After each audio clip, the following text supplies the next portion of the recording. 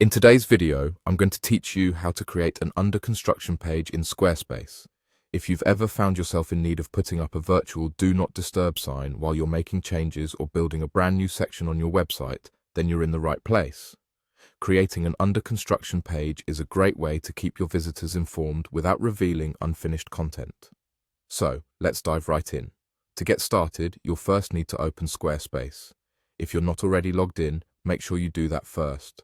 Logging in ensures that you have access to all the customization options and features available on your account. Once you're in, you'll find yourself at the Squarespace homepage. Now, let's guide you through the next steps. Direct your attention to the dashboard on your screen. In the lower left corner, you'll spot your profile icon. Go ahead and click on it.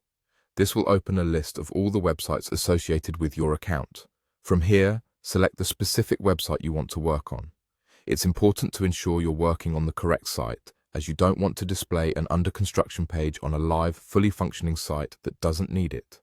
Once you've selected the right website, look to the left side of your screen and click on the Pages tab. This section is where you'll find all the pages that make up your site. We're now going to access a special type of page called the System Pages.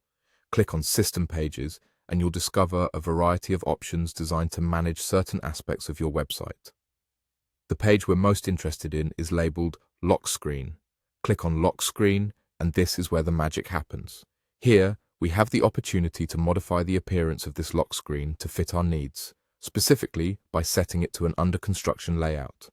Now, you'll want to change the layout to reflect that your site is currently under construction. Click on the Layout options, and from there, select the Under Construction layout. This design will let your visitors know that your site is momentarily unavailable as you're working on improvements or new features. Once you've chosen the layout, don't forget to click Save. It's always important to save your changes as you go along to prevent any lost work. After saving, navigate back to the lock screen settings. The next thing we need to address is the branding and text.